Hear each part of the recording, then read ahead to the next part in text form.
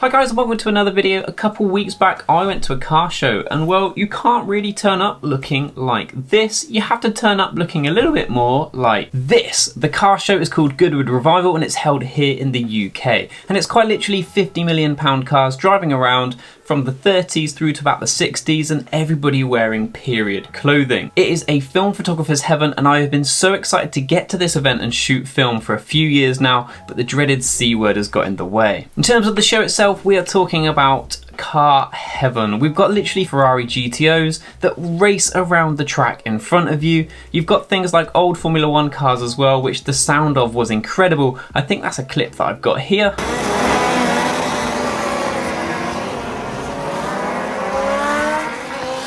Now before we kick this off, I do have to apologise for one thing, and that's the fact that this was never supposed to be a video. I have very little video footage of the day, but I do have a lot of photos, and it's because of how good these photos have come out that I want to share them with you. So apologies for not having much video footage, but I promise you the photos more than make up for it. Now across the day I took two cameras. I took my Leica M6 and my Fuji X100V. I shot 3 rolls of film. One of them was Streetpan 400, which is the Japan camera hunter film. I'd never shot it before, so it was a bit of a risk. Because that was a bit of a risk, I then backed it up with 2 staple films, Ilford HP5 and Ilford HP4. Now for the home developers among us, I developed this with Kodak HC110. I did all 3 films at box speed when it came to developing, and when processing I was inverting every 30 seconds for 4 or 5 times. In terms of when it actually came to shooting the films, I purposely overexposed each film by 1 stop. So for the Ilford HP5 I was shooting at 200 ISO, for the FP4 more like 70, 50 ISO, and for the Streetpan 200 ISO, just to give me a little bit of a safety net, as overexposing tends to be the way to go with most films. In terms of the X100V,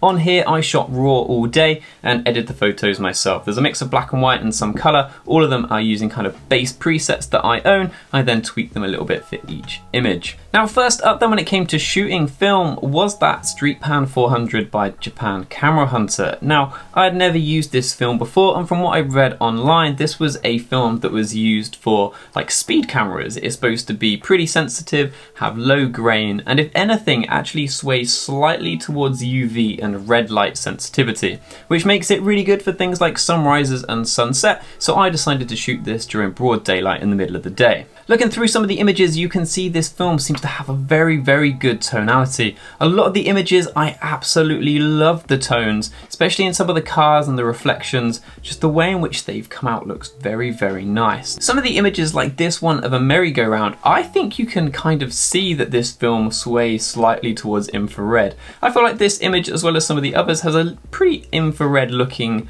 kind of look to it. I'd be interested to know what you think. However, I do find the film to be pretty grainy. Now, I'm not saying this is something that I don't like, it's just that it is advertised as a fine grain film. However, in pretty much every image I've took, the grain is definitely there and I think it's pretty gritty. Some of the images like this one of inside a Land Rover, I think have come out looking so good. I'm not sure what it is, but the way that the film has captured the light coming into the inside of this Land Rover is just incredible, and it's one of my favourites of the day. Next up was the trusty roll of HP5. Now, with the racing, I knew the exact kind of shot I wanted, and that was to set a little bit of a slow shutter speed, something around 125th of a second, and as the cars went past, was to kind of take the photo and pan with them. That way you get a bit of a blurry background whilst the car remains nice and sharp. This was the main reason I bought the X100V with me, because this can be pretty hit and miss. Now, what I was doing initially with the X100V was setting it to continuous autofocus, which the X100V is okay, but not great at,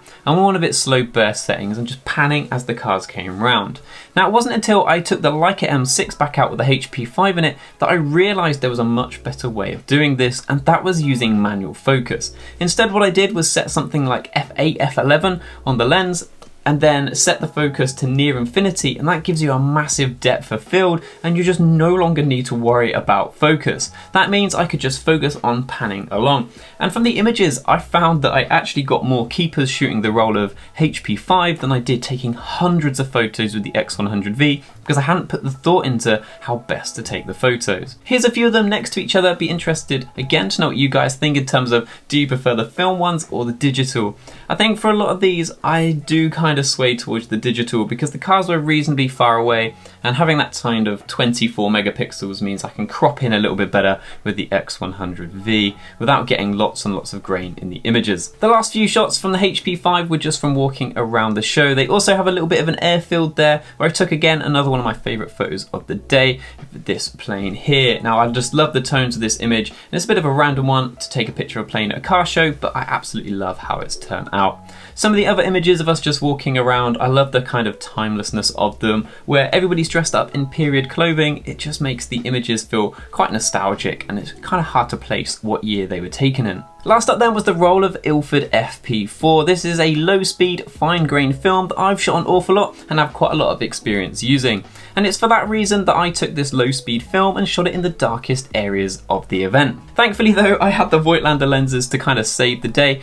The 50mm goes to f1.5 and the 28mm I've got goes to f2, so I was able to lean on those a little bit and still get some really nice results.